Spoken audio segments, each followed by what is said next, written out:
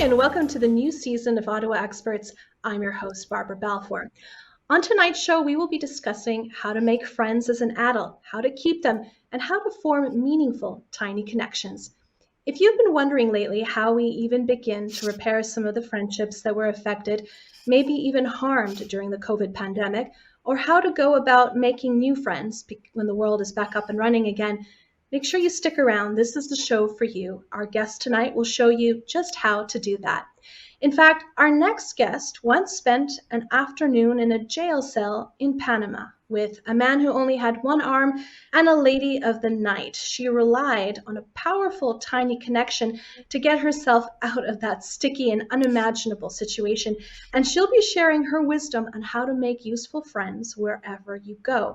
Jenn Nash is the author of the best-selling book, The Big Power of Tiny Connections. She is a pro at it after growing up moving her whole life.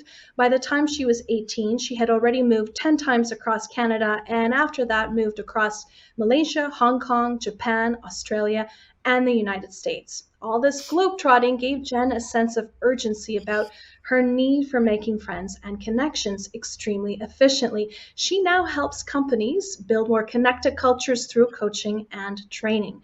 Also joining us on the panel today is Dr. Suzanne Degges-White, Chair of the Department of Counseling and Higher Education at Northern Illinois University. She's also a licensed counselor who has worked in community agencies, medical settings, and in private practice. Dr. Suzanne's academic research explores human relationships and social support.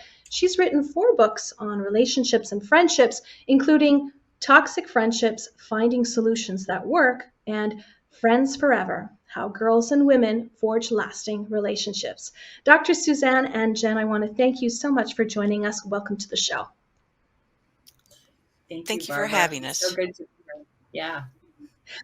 Now, here's a big question for you, and maybe let's start with Dr. Suzanne. To what extent has 2 years of COVID reset our boundaries and reshaped our expectations for what friendship means? What are some of the things that you're seeing crop up in your practice lately? Yeah, the past 2 years have really put our friendships and social connections under the microscope. For so long, we just go through life enjoying the opportunity to meet people. We run across folks and bus stations and on the train and coffee shops. But the 2 years where we kind of locked down, our social connections also got locked down in ways that were really not as healthy as we want them to be in life. In fact, research shows that it's our casual friendships, our happenstance friendships that really do round out our social well-being. It's that interaction with folks throughout the day that makes us feel complete, that makes us feel safe and supported and belonging to groups other than ourselves. And so as we kind of narrowed our spheres of interaction, we really began to realize that maybe some of our friendships aren't as strong as we thought they were. Maybe some of our friendships aren't as convenient as we hoped they would be throughout our lives. And we really began to examine who do we need in our life and what is the value they bring to it. Suzanne, do you see a lot of people throwing out the baby with the bathwater in terms of they have friends on Facebook that maybe express support for a different political party or a different cause, and they just hit the delete button? When is that unfortunate and when is that unhealthy? It's a really tough time the past 2 years because our differences became really also under the microscope. Political alliance, feelings about public health and personal well-being really came to the forefront. And oftentimes we have friendships where these issues don't necessarily come up because our friends are in our social world and not necessarily our political world, our personal philosophical world.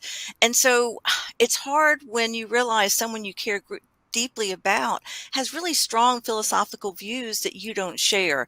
And it's important really that we recognize that friendships can't be all things to all people. I can't be everything even my best friend needs in life. And so we really need to think about, does this friendship serve value other than this place where we have such different views? Because honestly, sometimes differing views and diversity between people enrich our lives. They help us learn more about ourselves, about issues, and coming to a friendship with curiosity about divergent beliefs is more important than coming with condemnation and that quick delete button. Now, if there's one word that I would use to describe you, Jenn, it's curiosity. And you also have this wonderful mindset of abundance, not the typical mindset of scarcity that many of us might have when you go about seeking out new connections and forming connections. Talk to us a little bit about that mindset, the different types of connections that are out there, and to what extent does forgiveness play a role in terms of deciding who gets to stay in your life and who needs to keep out? Thank you for that. And I want to sort of just jump into where you were asking Suzanne about, the quick delete and how the pandemic changed our friendship. And then I'll lead into that. But I really think the pandemic has encouraged us to be a lot more intentional about our friendships. So many of us have, very busy lives, busy families, work and Zooming just took over for so many of us. So to your point, like, where was the time for that just little sprinkling of joy that we used to get when we had an interaction in a coffee shop or an interaction just casually in a grocery store, right? Where was that? So I think the friendships that really blossomed were when people really made an effort to text, to reach out, to do the quick phone call while they were walking around the block, and to really try and check in and connect with people. And I think, leaning into your forgiveness question, I think a lot of us really pulled in, during the pandemic because our friends were busy. We experienced that sort of distance within ourselves and within our friend groups. And so I think there is the possibility for resentment that comes up. Like, they don't think about me. I'm not as important as I thought I was to them. So how can we sort of supersede that and just move beyond it and just keep trying to connect it and with the people that are important to us? And I think that's a really powerful thing. And I think a lot of people really just need to remember not to take stuff personally because we are overwhelmed. We are really busy. And it's funny, our lives shrunk, into our homes. And so you would think we would have had more time, right? But I think, in fact, everything sort of got sucked up. So we had less time. I don't know. Is that something that resonates with you guys? It resonates with me. What are your thoughts? Do you have anything to add to that, Suzanne? Yeah, I agree that it seemed like somehow our time did get eaten up by being at home. We were off our game, we were off our rhythm, and those connections that we enjoy throughout the day, they weren't happening. And because of the fear, the anxiety associated with the pandemic, it really changed our patterns of engagement, and it raised a lot of fears of getting out into the world. And as humans, social connection is really what gives us life. It what supports our longevity, our well-being. And as Jenn Mhm. said, we felt like the time evaporated to do the things that we really needed to do to maintain our overall well-being. It was a really kind of crazy time of kind of oxymoronic time because we had more time but less time, and the less time was for those social connections often. Now, going back Yeah. to Jenn, is there a friendship sin or a connection sin that you think is absolutely unforgivable? When do you decide to keep someone, maybe on your list of connections? These are not your best friends. You may not necessarily have them over to your house, but you'll keep them on your Facebook friends list because, as you quite rightly point out in your book, who knows when destiny will intervene and your paths will cross again? How do you make that distinction in your own life? I think that's an incredibly personal question, and I think everyone has to lean into the answer to that for themselves. And it's funny. I literally said this to someone the other day. I said, "Why do you feel the need to burn this bridge? Can't you just exactly what you just suggested, put them on the back burner?" Um, I personally take a strong step back when I know that someone isn't going to be in my corner. They're not going to. Um, Stand up for me. They're not going to advocate for me because to me, the foundation of friendship is someone who admires you, someone who wants the best for you, and someone who's going to, help you raise up in your life, whatever that means. It could be emotionally, it could be financially, it could be, within society. And so if someone's not going to make the effort to speak on your behalf, to support you, however that may be, for me, are they a friend? or are they just an acquaintance at that point?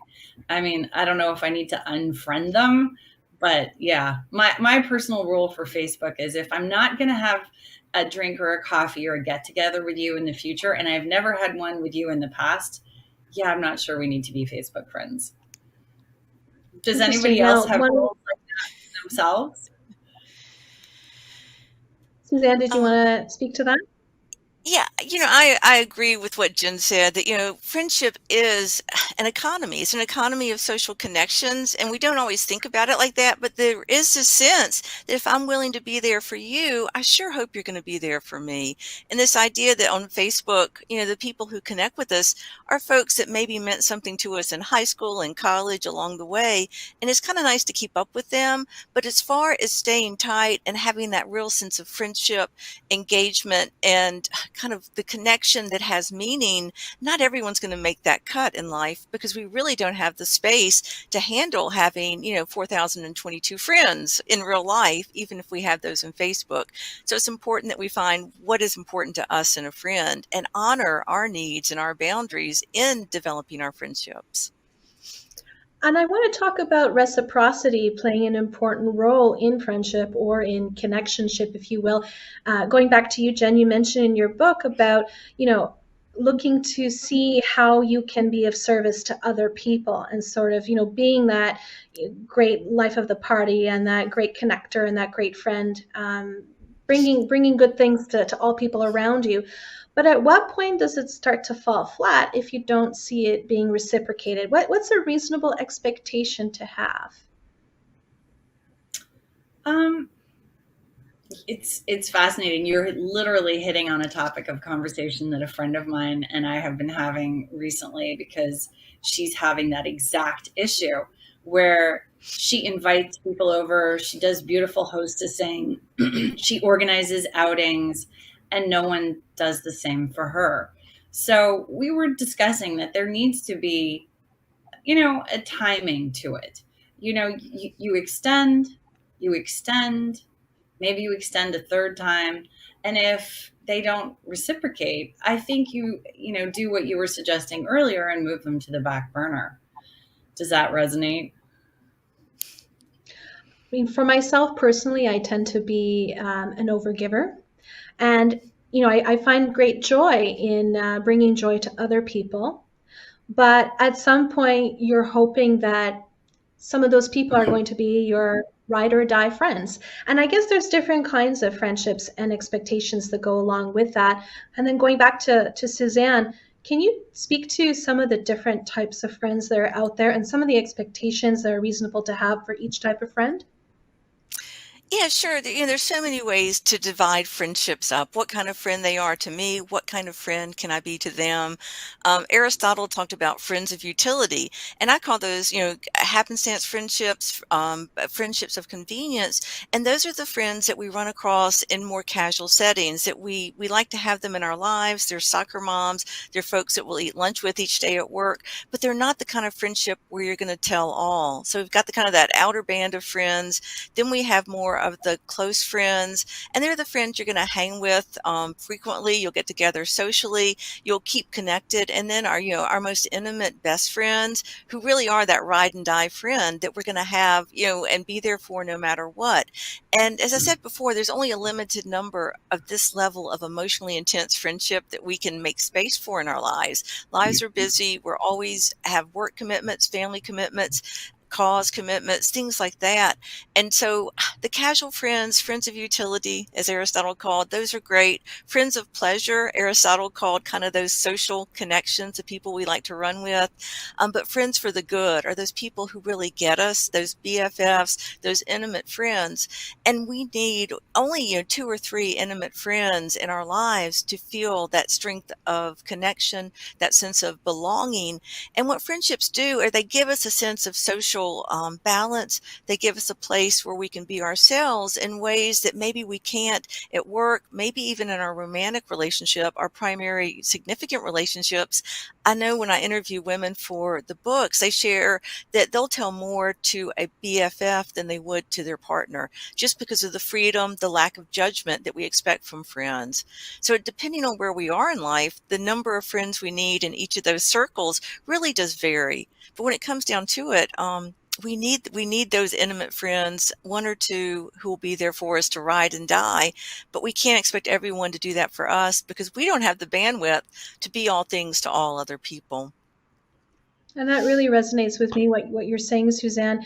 How do you turn a friend, a casual acquaintance, let's say at work, to a ride or die friend? Or how do you elevate a connection to a different type of friend? We're just about to go to commercial break, but when we come back, more from our guests tonight, Jenn Nash and Suzanne Degges-White. Don't go away. We'll be right back.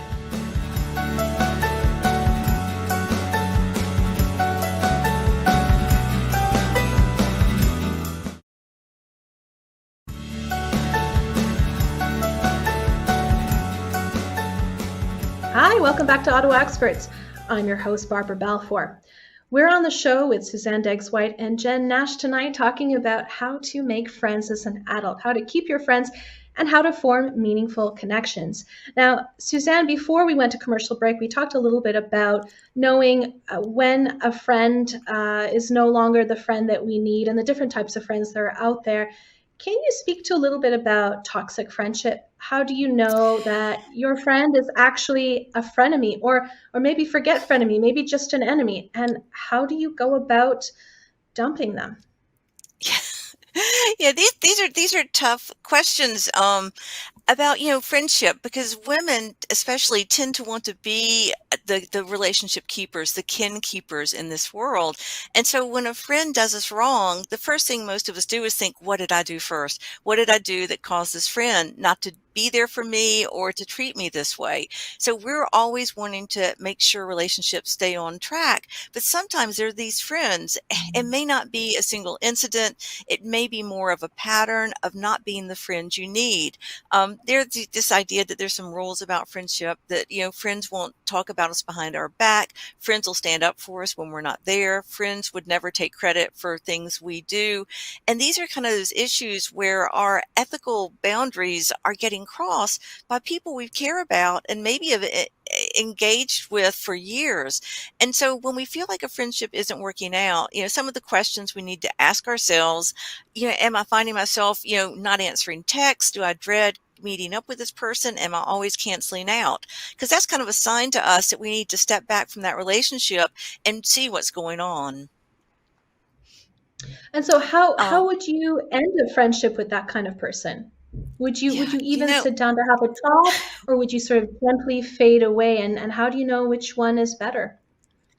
Yeah, ideally, we want folks to tell us when we're not being what we should be, especially in friendships. If I've not been a good friend, I want to hear what I'm doing wrong or how I could be better or what it is you need that I'm not doing for you, or maybe what's getting in the way of a connection we've had before.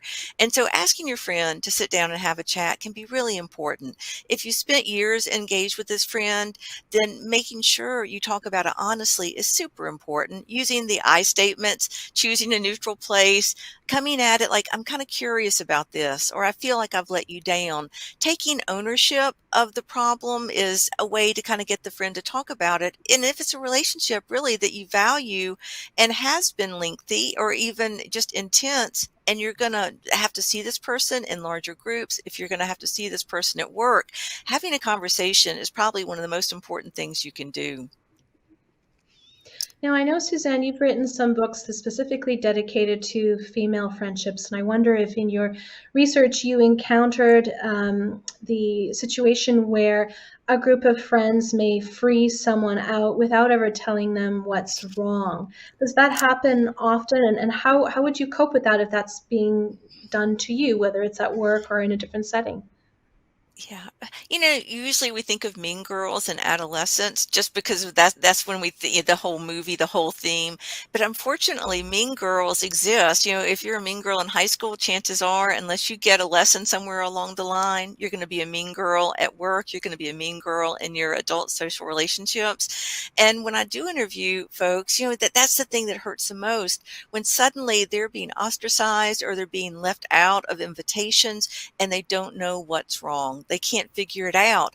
And so when that happens to you, if it really does matter, if you're really feeling it in your heart, as we do with friendships, then it's important to, pull aside one of your formerly best friends in a group and say, I feel like there's a different attitude towards me, or I feel like I'm being left out. Help me understand what's going on. And we have to advocate for ourselves. We can't expect, if we're being treated poorly, chances are that if we don't advocate, if we don't reach out, they won't, one, if they're not doing it intentionally, they won't recognize what they're doing unless we ask them about it. And two, if we really feel good about ourselves and have that sense of self-confidence and that we do have value, then it makes sense that we're going to check in with our friends. And if it's a friendship group that have been our social connections, it's important that we know what's going on. We can't allow ourselves to be ostracized and not reach out to figure out what's going on. It takes courage, but relationships of any type, if they're going to be strong, if they're going to be authentic, we need to be able to be ourselves and to advocate for ourselves in any relationship. Now, there's a particular kind of pain that comes with the loss of a friendship. I came across a quote the other day by Tennyson, and I always thought that this quote was about romantic love. He says it's better to have loved and lost than to never have loved at all. And he was actually referring to the loss of a platonic friend of his. And that really opened my eyes to how little society really acknowledges the pain that comes along with death of friendships. Jenn, do you have any thoughts on that, or have your clients ever spoken to that kind of situation? I think, going back to what Suzanne was saying, I think when we take a step into these types of relationships and we are bearing our full selves as we do with deeply connected friendships, it's so crushing, when somebody steps away from us. It's just incredibly crushing. And so I think everyone at some point, and absolutely some of my clients deal with this, and we're all left wondering, why? Because I think, unfortunately, a lot of people don't do the heavy lifting. A lot of people won't come and explain what's happened, and they would rather sort of take a step away and just ghost us, which is, unfortunately, I think, the coward's path. And I think it's really important, and I preach this in the book, to really stand in yourself and be vulnerable for yourself in the world, and say, take that step and say, this doesn't feel good to me. I'm looking for clarity. Really, I'm really following up on what Suzanne was saying, but like, owning where you're at and owning your feelings and asking for clarity, I think can be very empowering. Also, you're fighting for yourself, and as givers and community supporters, which many, many females are, I think we owe it to ourselves to at least ask and try and get more clarity. And if they choose not to engage, it's not on us. We did our best. We really tried to connect forward. Now, it's that fear of rejection and abandonment and, trying to find that courage that often gets in the way of us sparking up those little conversations that can lead to those powerful, tiny connections that you write about so beautifully in your book, Jenn. Talk to us a little bit about what keeps us from forming those powerful connections that can mean so much at various points in our lives that we may never have even seen coming. It's hilarious to me because people are always like, oh, the book must be filled with icebreakers. And I said, well, there are some absolutely fun conversation starters in the book. But the really interesting thing that research shows is most of us think we don't like talking to strangers, so we don't engage. And the main reasons are, we're worried that they won't like us. We're worried that we'll run out of things to say. We'll worry that the conversation just won't be good enough. And it's all these sorts of concerns that hold us back. Ironically, the other person actually has all the exact same fears. But then in studies, when people were encouraged to talk to strangers, at the end of the 5-minute test, they walk away and they all said, wow, that was great. I really enjoyed that. And the fascinating thing is humans, these same humans a week later were asked, would you like to go and have another chat with strangers since you enjoyed that so much? Automatically, the fear comes right back in because it's a new person. Oh, I won't have the right things to say. I'll run out. They'll get bored. I won't like them. They won't like me. So we're in this sort of loop. And I think it's really important to just sort of jump in. And if you need icebreakers in the back of your head, I believe in humor. I believe in vulnerability, own where you're at. If you were just fighting with traffic, you can talk about that. I think these types of connections can be facilitated, especially when you remember, oh, right, we're all so hard on ourselves, I read this book a few years ago called The Luck Factor, and it did a study of people who perceive themselves as lucky versus people who perceive themselves as unlucky. And the study found that both groups of people had access to the same kinds of opportunities. It's just that the people who perceive themselves as lucky were just more open to them. So they were more likely to chat up the person in front of them at the grocery store checkout line. They were more likely to see a $5 bill taped to the sidewalk, whereas the person who perceived themselves as unlucky would walk right by it. To what extent do you think it's crucial to be an extrovert, to be sort of outgoing and communicative, to be able to benefit from making connections? I don't think you have to be an extrovert. And it's interesting. I do get that question a lot. I think that introverts who realize that they need connection, because they do know that connection is fundamental to thriving. As Suzanne was saying earlier, loneliness leads to obesity. It's equal to smoking 15 cigarettes a day. Loneliness really does kill. So I think introverts, they know that they must reach out. They know that they have to connect, right? And there are steps that you can take that are logical.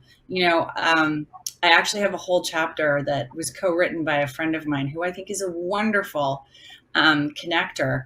And I literally had him explain, how do you stay in touch? Because it's not natural for everyone. Making those little outreaches doesn't come, lickety-split for all of us. And so there are things that we can do to really encourage ourselves to extend and grow our friendships. At the grocery store, talking to a random stranger, if that doesn't feel good to you, maybe it's making the effort to follow up with someone that you had a small interaction with at a gathering or something, outdoor, distanced, or indoors, depending. I think it's really what works for you. So we're just about to go to commercial break right now, but when we come back, I want to hear more from both of you, Jenn and Suzanne, in terms of some great conversation starters at a cocktail party, how to ask someone out on a friend date without feeling awkward, and more. Don't go away. We'll be right back after this.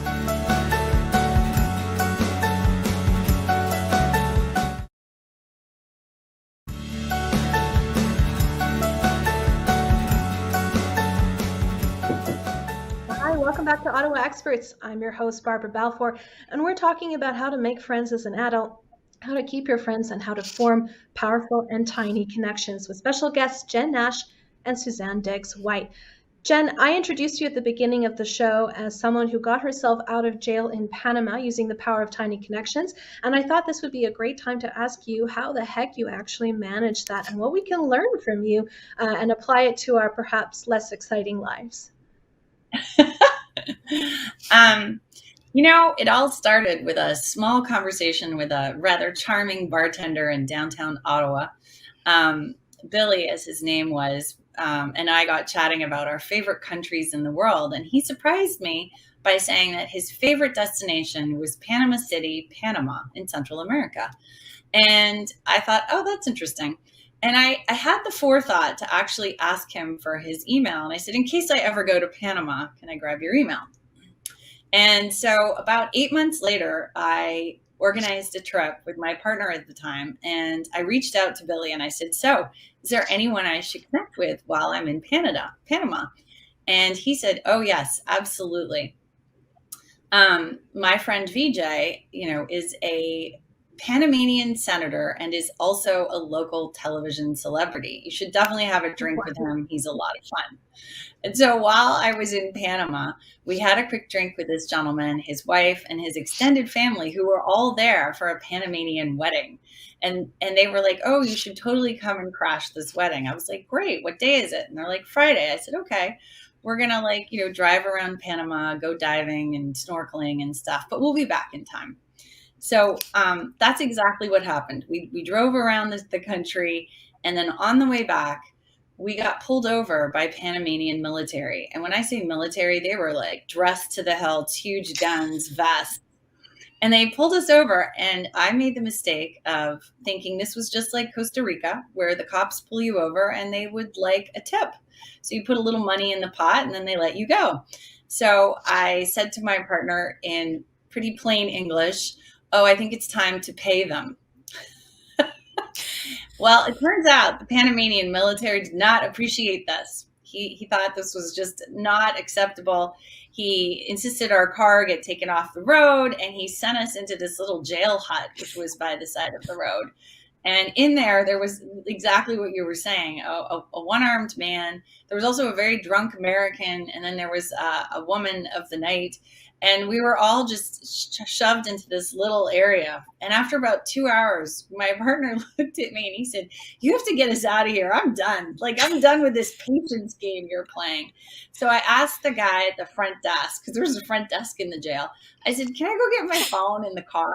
And he was like, "Sure." I was like, wait, I could have had my phone the whole time. So I grabbed my phone and I texted VJ and I said, "Listen, I'm in jail. Here's the phone number. Would you maybe just give them a quick call and ask them to let us go?"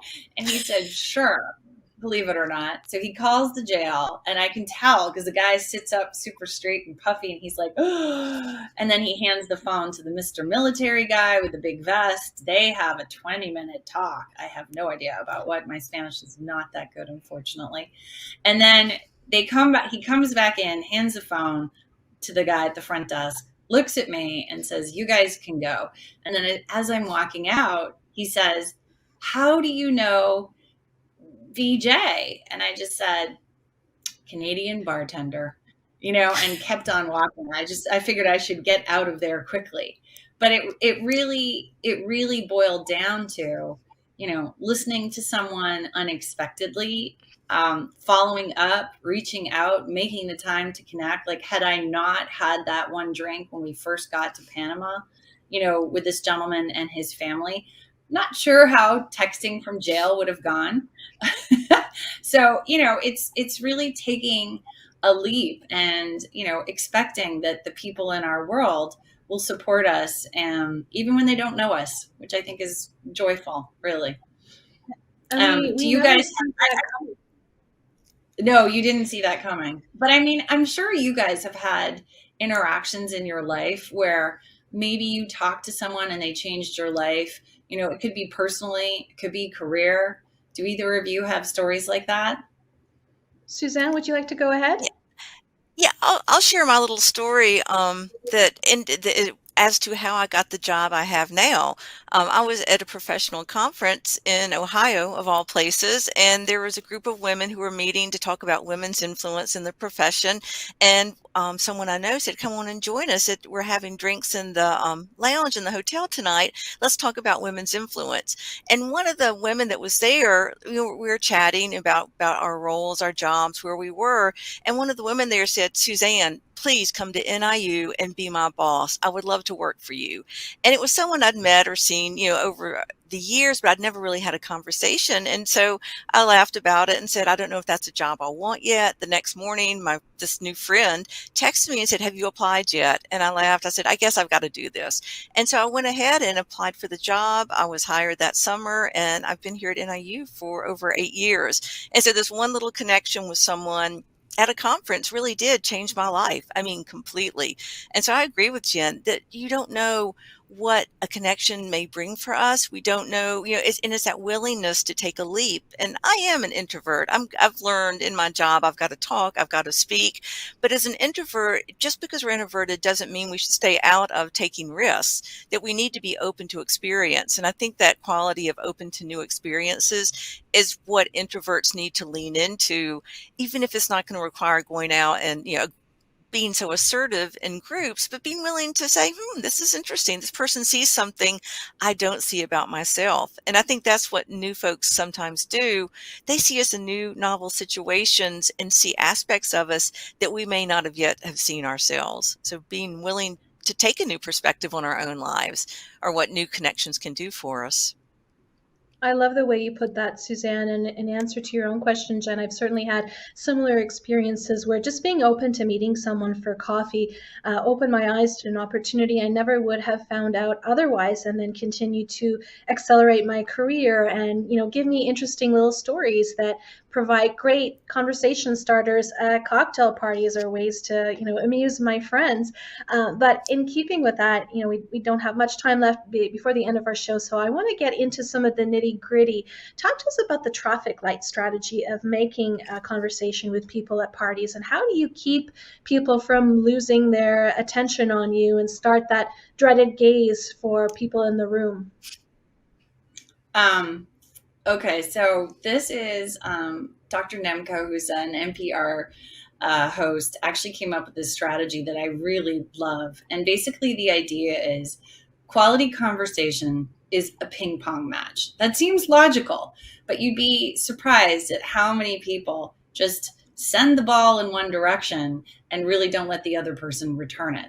So a very good game plan is you've got a green light for the first 20 seconds that you're speaking. And I encourage people to actually time themselves just once to get a sense of what does 20 seconds feel like, because it's remarkably short. So you got 20 seconds to talk and you get a green light from the other person. And then after that 20 seconds, now you're entering into orange light territory, and you're in orange light till about 40 seconds. So you get double that time. And then after that, you're in red light zone. The person is losing interest. They don't feel that you're actually really caring about them and their involvement in the conversation. You haven't paused. You haven't allowed them to sort of reflect on whatever you're sharing. And so, that's the stop. That's absolutely like, you really need to stop and just check in with the person you're talking to. So it's 20 seconds of green, 20 seconds of yellow. And then after that, after the 40-second mark, you're in red light territory. And having had a family member who I once timed, who told a 28.5-minute yarn that was not interesting, I remember being like, yeah, no, this doesn't work for me at all. People need to really pause. And that was very long. I know that was very long. So what are some of the things that you would talk about in that 20 or 40-second time space? What are some great opening lines, some conversation starters that don't feel like a cheesy pickup line?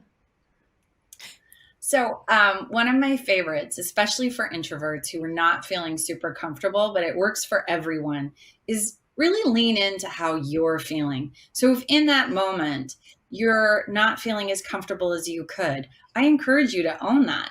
Say something along the lines of, my friends just went to the bathroom. I can't stand standing alone, but the cheese plate seemed like a good place to park myself. How's your night going?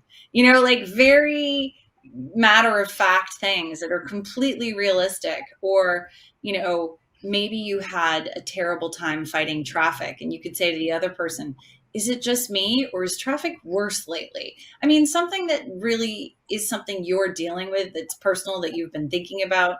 Or you could go next level and really share about your family life. For instance, I have an 8-year-old. Do you have any kids? I'm struggling with the fact, he's losing on the soccer field all the time. Like, just really dive right in with very random stuff. The other person might find it entertaining.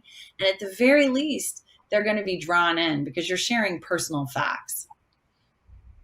Now, as a woman, Jen, do you ever encounter an uncomfortable situation where maybe someone of the opposite sex thinks you're hitting on them, but you're just striking up a conversation? How do you deal with that? Like, do you start talking about your partner right away? What are some ways to mitigate that? I think I fall into the completely oblivious category. So I have absolutely totally been unaware of the fact that someone thinks I'm flirting with them. And I'm just genuinely I am an outgoing, gregarious person. So, personally, I sort of choose to just ignore it. If I realize that they're even flirting with me. But I think for people who are uncomfortable and they want to be clear that this is a platonic connection, you can absolutely bring up a partner, or you can just keep the conversation to like a more work focused area, or topics that are less personal. But at the end of the day, like, I think people are people, and I think it's also okay to just say, I love getting to know people of all walks of life, and sort of remind them that you're not doing this for any particular transactional purpose other than just getting to know them and feeling that zing of connection, which I know is so important to humans. That zing is wonderful. Now, I want to shift gears over to Suzanne and ask you, how might you go about asking someone on a friend date if you really want to elevate that friendship or that acquaintanceship without it feeling awkward or weird? It's funny because I think picking up what Jen said, we all want to be connected with, and we have to remember that that other person is probably going to be excited about the opportunity to go deeper with a friendship, to do something fun, to get engaged in a way that we haven't connected before. And so, if you know someone through work and you share interest in a particular band or group, if there's a restaurant you've always wanted to try and someone is talking about how often they go there or what they love there, hey, I've always wanted to try that restaurant. Maybe we could meet up there sometime. If it's a yoga class and the person enjoys yoga, oh, I've heard about this new book or this new speaker's coming to town. Do you want to go to this meeting? So it's really finding things you already share in common with that person and finding a way to kind of extend that time together. Or if it's someone from work and you're talking about maybe it's a movie, maybe it's something happening. If it's just saying, hey, I had some questions about that, or, oh, we just watched that. And I wonder if you would be willing to spend some time talking today at lunch about this topic. And it's finding something you have in common. It's someone that you already have an affinity for, that you feel like you could spend time with, and someone that seems to be open to new experiences and connecting. And even if you think about in school settings, teachers tell more popular kids, that person's sitting by themselves at lunch. Why don't you and your friends go sit with them? And sometimes it is looking for those folks who seem a little more quiet, reserved, and reaching out, because chances are, if they are more reserved in this busy, engaged life, they might really enjoy a chance to get to know someone better. And so it's really being willing to put yourself out there, being willing to be the first one to make a move, and having, a genuine interest in furthering the relationship. I really love that wisdom that you're sharing with us, Suzanne. We're just about to go to commercial break, but when we come back, more on how to work a room when you don't know a soul and other tips on how to make powerful, tiny connections. We'll be right back after this.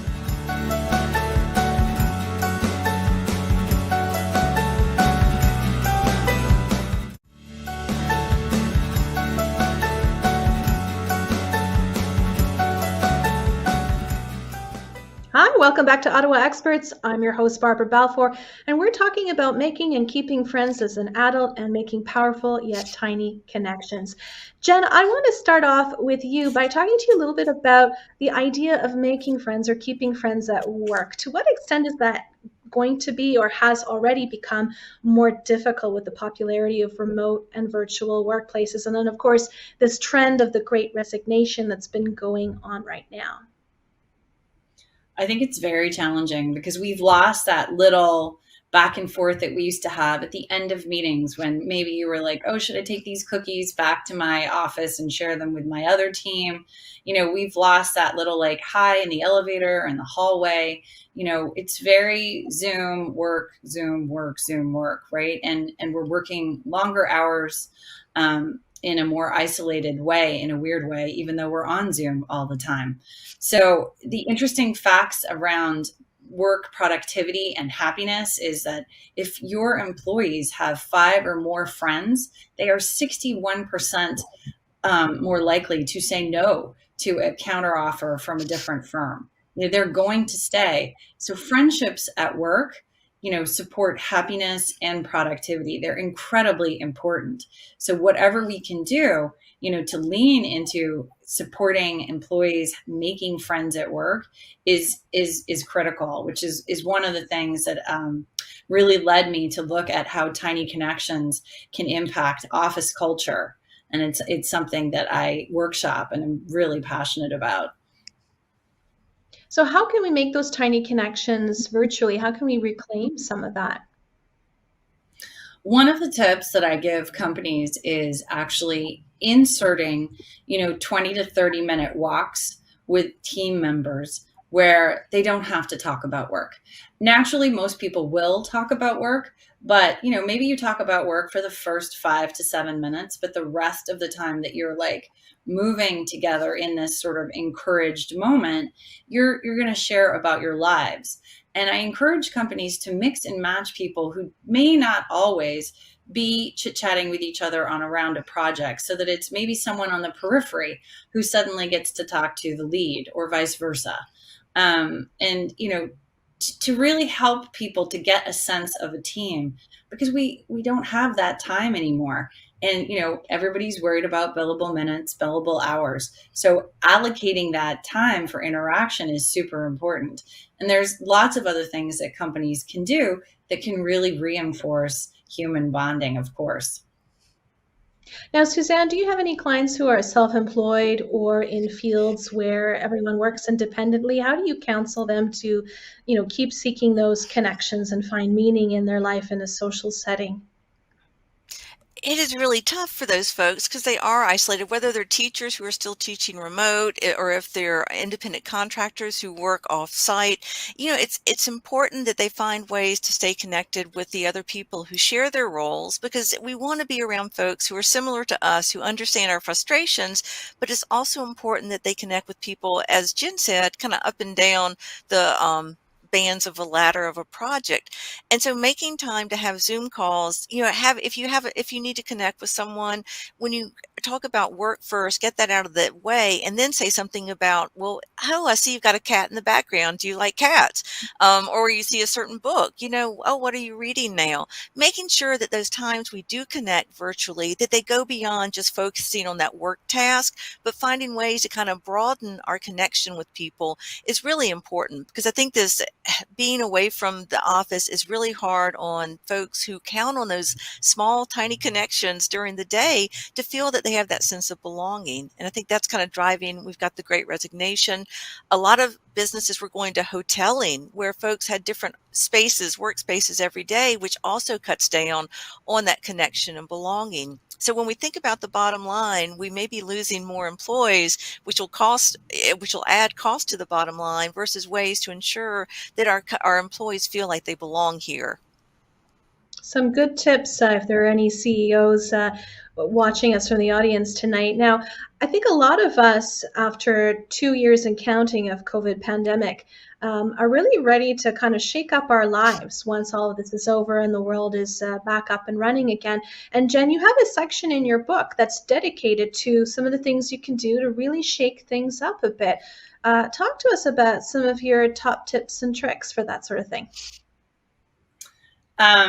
I really encourage people to look for opportunities anywhere that they are. So whether you're in lines, you're at the theater, you're at a soccer game, for instance, or a football game or a hockey game, think about who's around you and how you can interact. Is it offering the people in the seats around you, that you'll pick up a hot dog, a beer or a coffee for them while you're at the concession stand? Everybody knows that's a 30-minute run. So that is a huge gift. And most people, maybe you pay for it, maybe you don't, but I can guarantee you're about to be, a very celebrated figure just because you offered to do that. Perhaps you're, in a coffee shop? Do you, chat with the person behind you in line and try and get to know them? Do you help someone load or unload their car in a parking lot? There's opportunities everywhere. And I think when people want to connect, they'll start looking for those opportunities. And they do seem sometimes random to some people. It's a little less random than someone, say, sitting next to you on a plane or a bus. But, you never know. And I really believe that every single person we meet has the power to change our lives. And what's really cool is we have the power to change theirs as well. And so it's sort of like, leaning into the unexpected, leaning into the gift that might be coming your way. Now, we've talked a lot about ways to start up a conversation, to enter into a conversation, but I think people have anxiety about how to exit it. How do you exit a conversation that you started in a graceful way and that still leaves room for reconnecting in the future? Yes, I love this chapter in my book. And believe it or not, a Hollywood executive, I actually sent all my questions to a Hollywood executive. It's a woman, but that is all that I know about her. She was connected through a fascinating PR woman. And she said, oh, she'll give you all the tips. Because I actually had so much anxiety about how to get out of exchanges. So for instance, she always suggests that you listen attentively for a couple of minutes. You pick up on a few things that they've said. You might say them back like, oh, I thought that was very interesting that you shared that. I'm definitely going to file that away for later. And when you get to about the 5-6 minute mark in the conversation, you say, I've really enjoyed this. And perhaps you're sitting on a plane or a bus or a train. You say, I've really enjoyed this chat, but I have to finish this project by the time I get off the plane, or I have to finish this book for a client. Like you could be in PR. So maybe even reading a magazine is what you need to do in order to stay on top of your job. And I thought, oh, that's really interesting because it gives you a beautiful excuse. You've honored them, you've been kind, and you can just take a step back and read your book, watch your movie, because they don't know what you do. So I was like, oh, much easier than I expected. I love that. And knowing that gives me a huge sigh of relief. Now, we're just about at the end of our show. Jenn, can you tell our viewers where we can find your book and where we can find you, and any other takeaways that you have really quickly?